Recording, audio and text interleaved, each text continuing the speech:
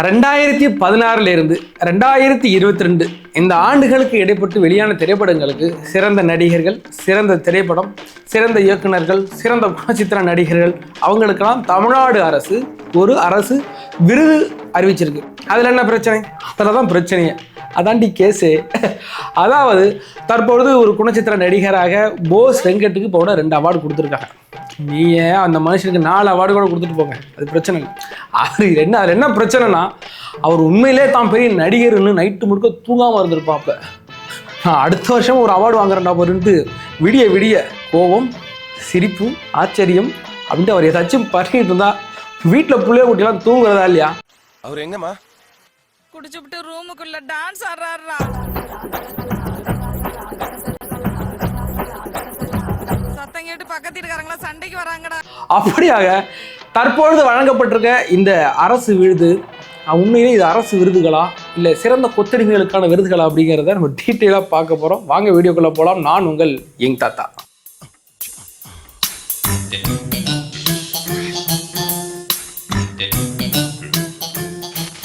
அதாவது தமிழ்நாடு திரைக்கலைஞர்களுக்கு விருது வழங்கும் விழா அப்படிங்கிறதெல்லாம் விட்டுட்டு சிறந்த கொத்தடிமைகளுக்கு விருது வழங்கும் விழா நீங்கள் வச்சுருந்தீங்கன்னா கண்டிப்பாக சிறப்பாக இருந்திருக்கும், பொருத்தமாக இருந்திருக்கும். அப்படி எந்தெந்த ஊப்பிக்கெல்லாம் கடைஞ்செடுத்து அவார்டு கொடுத்துருக்காங்க அப்படிங்கிறத நம்ம பார்க்க போகிறோம். முதல் ஊப்பி, அதாவது விஜய் சேதுபதி ஒரு நல்ல நடிகர், அது நம்ம சொல்லி தெரியணும்னு கிடையாதுன்னு வச்சுக்கலாம். ஆனால் நீங்கள் எந்த படத்துக்கு கொடுத்துறீங்க? 2016 வெளியான புரியாத புதிர் அப்படின்னு ஒரு படம் வந்துச்சு. அந்த படம் வந்ததும் தெரியாது, போனதும் தெரியாது வைங்களேன், பெரிய ஃப்ளாப். அதில் ஒரு சிறந்த நடிகராக யாருக்கு கொடுத்துருக்காங்கன்னா விஜய் சேதுபதிக்கு. அதோட கூட வெளியான விசாரணைன்னு ஒரு படம் வெளியானுச்சு. என்ன மாதிரியான இம்பேக்ட், என்ன மாதிரியான படம், அதில் அட்டகத்தி தினேஷ் என்ன மாதிரி நடிச்சிருப்பாப்லங்கிறது நான் உங்களுக்கு சொல்லி தரணும் கிடையாது. அவ்வளோ பெரிய இம்பாக்டாக ஏற்படுத்துகிற படம் தான் விசாரணை. அந்த படத்தை கொடுத்துருக்கலாமே, அந்த நடிகருக்கு கொடுத்துருக்கலாமே. அதுபோக அதே வருஷத்தில் வெளியான பிச்சைக்காரன், அந்த படம் எல்லாருக்கும் பிடிக்கும். அதில் விஜய் ஆண்டனி எப்படி நடிச்சிருப்பாருன்னு நமக்கு தெரியும். அந்த படத்தை கொடுத்துருக்கலாமே, அந்த நடிகருக்கு கொடுத்துருக்கலாமே. அதெல்லாம் விட்டுட்டு விஜய் சேதுபதிக்கு கொடுக்க வேண்டிய காரணம் என்ன? விஜய் சேதுபதி முன்னாடி அதிமுக ஆட்சியில் அதாவது மத்திய அரசை எதிர்த்து நிறைய பேசியிருக்காப்புல.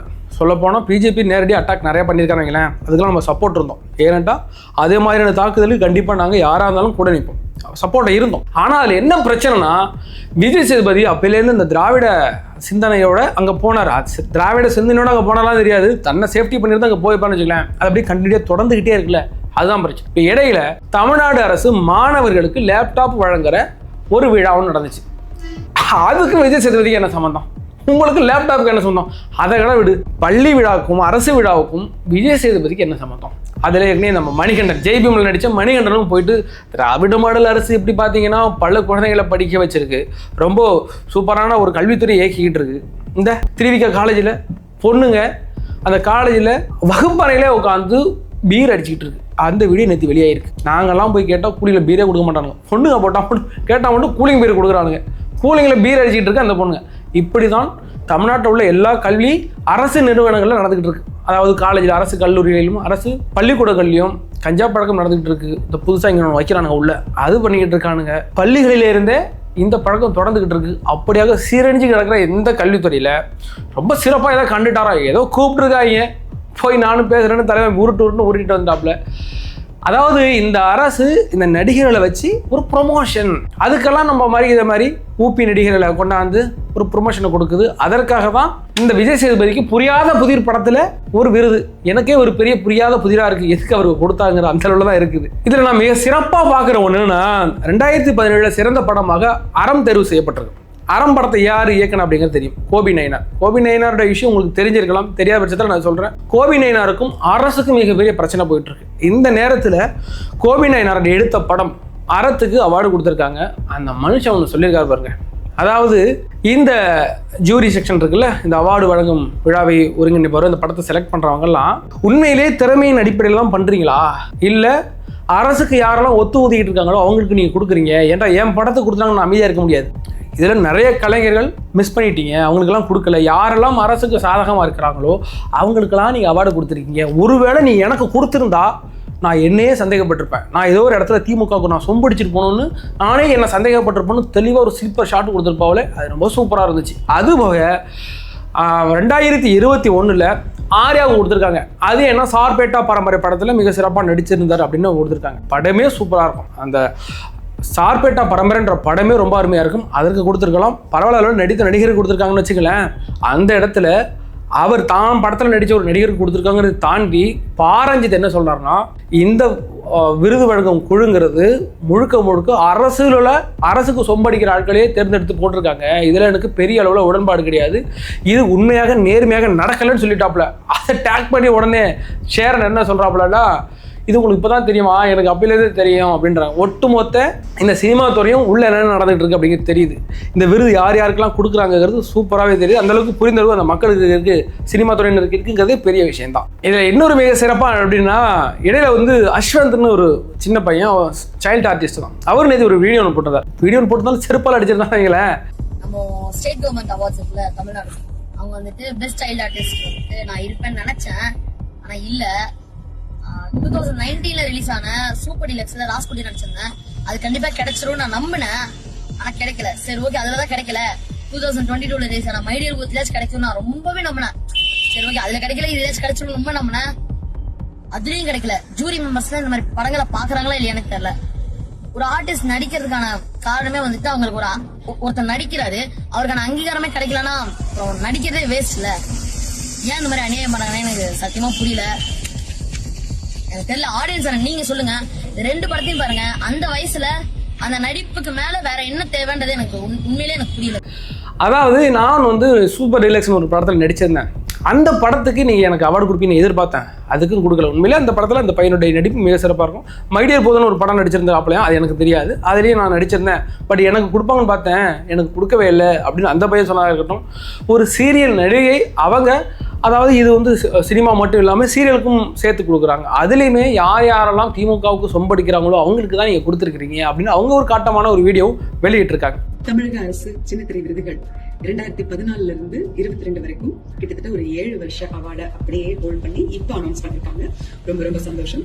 இந்த விருதை வாங்க இருக்கிற அத்தனை கலைஞர்களுக்கும் என்னுடைய மனமார்ந்த வாழ்த்துக்கள். ஆனா எனக்கு அவார்டே வரல, ஏன் தெரியல.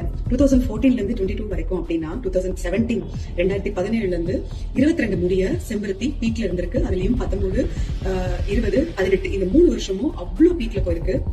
நான் அதுல ஒரு நெகட்டிவ் லீட் ரோல் பண்ணிருக்கேன். பட் எனக்கு அந்த அவார்டு கிடைக்கவே இல்லை. ஏன்னு தெரியலங்க. இப்போ இந்த தமிழக அரசு விருது அப்படிங்கிறது குடும்ப விருதுலாம் இல்லையே. அவங்க ஃபேமிலிக்கு மட்டும், அந்த சார்ந்த தொலைக்காட்சி தொடர்களுக்கு மட்டும், அதில் நடிக்கிற கலைஞர்களுக்கு மட்டும் அந்த மாதிரிலாம் கிடையாது இல்ல.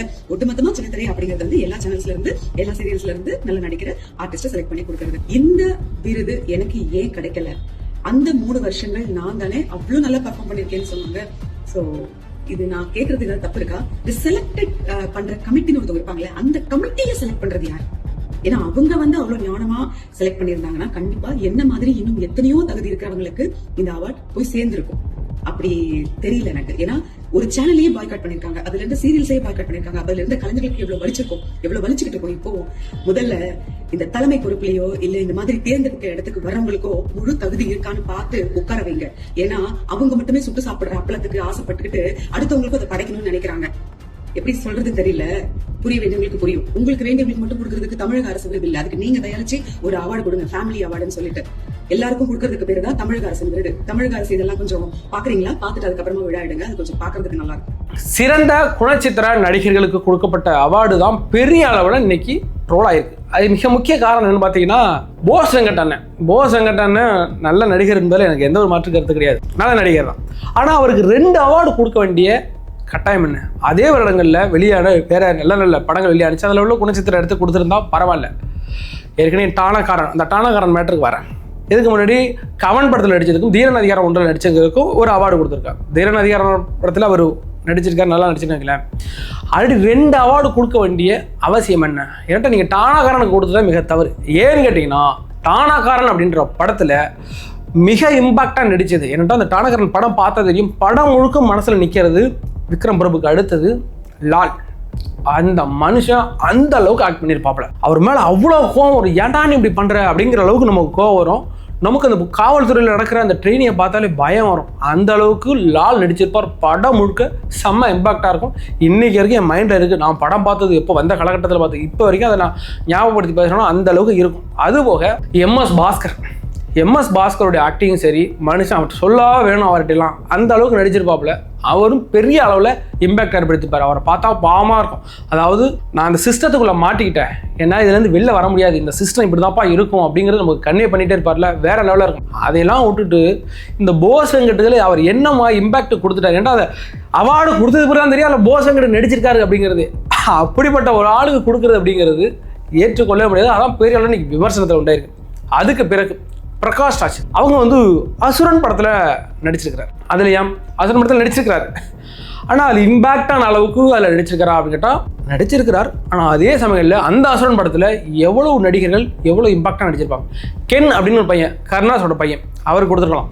ஏன்னு கேட்டால் வட சென்னையில் அமீருக்கு கொடுத்துருக்காங்க. அதை நம்ம எதுவும் விமர்சனம் பண்ணல. அமீர் பெரிய ஒரு ஊப்பிங்கிறது நமக்கு தெரியும், கொத்தடிமை ஊப்பிங்கிறது நமக்கு தெரியும். அவர் வேலை கஞ்சா விற்று பவுடர் விற்று படம் எடுத்த அளவுக்கு அவர் கேஸுக்கு நினைக்கிறேன். அந்த இடத்துல வட சென்னை படத்தில் அமீரோட நடிப்புங்கிறது அட்டகாசமாக இருக்கும். அந்த படத்தை தூக்கி நிப்பாட்டி இருக்கும். அதுக்கு அந்த மனுஷனுக்கு அந்த அவார்டு ஒர்த்து. அது நம்ம எந்த விமர்சனமும் கிடையாது. அதே மாதிரி இந்த படத்தில் நீங்கள் கென்னு நடிச்சிருப்பாப்புல. அதுக்கு பிறகு டீச்சர்னு ஒரு பையன், அந்த டீச்சர் பையனை எரிச்சு கொள்வாங்களே, அவருக்கு கொடுத்துருக்கலாம். சும்மா ஒரு வக்கீல் கேரக்டரில் ஒரு 1/2 மணி நேரம் கோர்ட் சீன் வரும். அதில் நடித்ததுக்காக நீங்கள் இந்த ஊப்பி, எந்த ஊப்பி, பிரகாஷ் ராஜ்ங்கிற ஒரு ஊப்பி, அவர் பெரிய ஊப்பியாக மாட்டாருங்களேன், பல காலமாக மாறிடுச்சு. அப்படிப்பட்ட ஊப்பிக்கு கொடுக்க வேண்டிய அவசியம் என்ன? அதில் நீங்கள் கென்னுக்கு கொடுத்ததான் நான் கண்டிப்பாக சந்தோஷப்பட்டிருக்கோம். அதற்கு பிறகு சூரரை போட்டுள்ள குணச்சித்திர நடிகராக நடித்த கருணாஸ் என்னும் மகா ஊப்பிக்கு கொடுத்துருக்கிறீங்க. அந்த படத்துல பிரசன்னா விவேக்னு ஒரு கேரக்டர் படம் முழுக்க வந்துகிட்டே இருக்கும். சூர்யா கூட நடந்துகிட்டே இருப்பார்.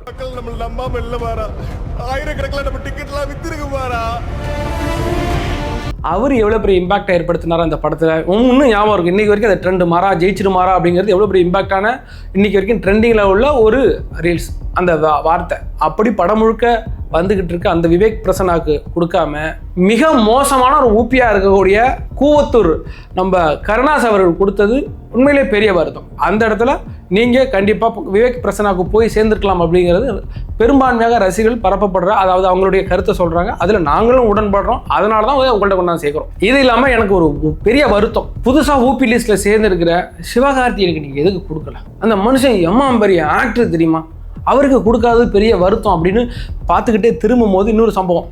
இப்போ தான் பராசக்தியில் போட்டு அடிச்சு என்னை விட்டுருக்கானுங்க, மறுபடியும் ஏதாச்சும் அவார்டு கொடுத்தா என்னை போட்டு புசுக்கி விட்டுருவானுங்க, எனக்கு கொடுக்காத என் பொண்ணுக்கு கொடுன்ட்டு காணா படத்தில் மிக சிறந்த பாடகியாக தேர்வாயிருக்கிறார் சிவகார்த்திகேயனின் மகள் ஆராதனாவா சம்திங், அந்த பெண்ணுக்கு கொடுத்துருக்குறாங்க. நாங்கள் போஸ்ட் ஷேர் பண்ணுறோம், அவங்களுக்கு கொடுத்துருக்காங்க. அதே மாதிரி இந்த படத்தில் ஏற்கனவே பராசக்தியோட டேரக்டர் சூரரை போட்டு நல்ல படம், உண்மையான படம், அவங்களுக்கு சுதா கொங்கரா கொடுத்துருக்காங்க. அது நம்ம சந்தோஷம். நீ அடுத்த வருஷம் நீ பராசக்தி கொடுத்தா போட்டு பிளந்து விட்டுருவோம், அது வேற கண்டென்ட்டு.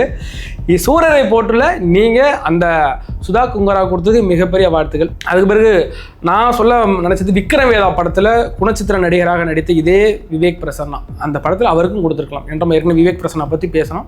விக்ரம் வேதாவில் விவேக் பிரசன்னாவோட ஆக்டிங் கடைசி வரைக்கும் சூப்பராகவே இருக்கும். சஸ்பென்ஸை மெயின்டைன் பண்ணி கொண்டு போய் வேற லெவலில் அதை ட்விஸ்ட் வச்சது. அதில் விவேக் பிரசன்னாவோட ஆக்டிங் வேற லெவலில் இருக்கும். அதில் 2 ஏதாச்சும் ஒன்று கொடுத்துருக்கலாம் அப்படிங்கிறத எங்களுடைய கருத்து. தமிழ் சினிமாவில் உள்ள ஆகச்சிறந்த கொத்தடிமை ஊப்பிகளுக்கு தற்போது விருது வழங்கும் விழா நடந்து முடிந்திருக்குது. அதாவது கொடுத்துட போகிறாங்க, ஜனவரி ஆர் பிப்ரவரி 13 கொடுக்க போகிறாங்க. அன்றைக்கி பார்ப்போம் இதோட பெரிய கலவரம் நடக்குது. நானும் சொல்லிகிட்டு இருக்கிறேன், நானும் ஒரு நல்ல நடிகராக வரேன்டா, இந்த அரசியல் போக்குவரத்துலாம் விட்டுட்டு எங்கேயாச்சும் போய் ஆக்டிங்கை கற்றுக்கிட்டு இந்த ஃபஸ்ட்டு இந்த சேனலை பெருசாக்கணும்.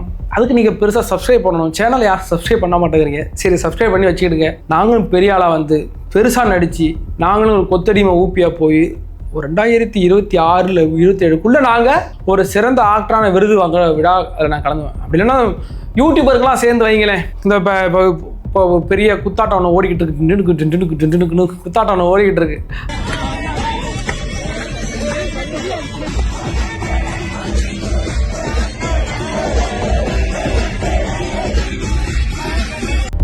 எஸ்ஐ சார், ஐயோ இங்க பாருங்க சார், ஒரே பைத்தியங்களா இருக்கு sir. Sir SI sir, SI sir. அந்த வீடியோ பயங்கர ட்ரெண்டிங்கில் இருக்குது. அதே மாதிரி சிறந்த ஊப்பிகளை கூப்பிடுது, நானும் ஊப்பியாக மாறி ஒரு டான்ஸ் ஆடி நடித்து ஒரு சிறந்த அடுத்த வருடத்தில் உங்களுக்கு ஒரு சிறந்த அவார்டோட நான் உங்களை சந்திக்கிறேன். இந்த விழா சிறந்த கொத்தடிமைகளான விருது இல்லை, சிறந்த கலைஞர்களுக்கான விருது வழங்கப்பட்டிருக்கு. இதில் உங்களுடைய கருத்து என்ன? உங்களுடைய கருத்துப்படி இவர்களுக்கு கொடுத்ததெல்லாம் சரியா இல்லை தவறா, இல்லை உங்களுடைய பாயிண்ட் ஆஃப் வியூவில் நீங்கள் என்ன நினைக்கிறீங்களோ அதை கமெண்ட் செக்ஷனில் பதிவிடுங்க. அதுபோக இந்த சேனலை சப்ஸ்கிரைப் பண்ணி வச்சுடுங்க. எங்களுடைய வீடியோக்கள் உங்களை எளிமையாக வந்து சென்றடையும். வேற ஒரு வீடியோவில் சந்திக்கும் வரை உங்களிடம் விடைபெறுவது நான் உங்கள் யங் தாத்தா.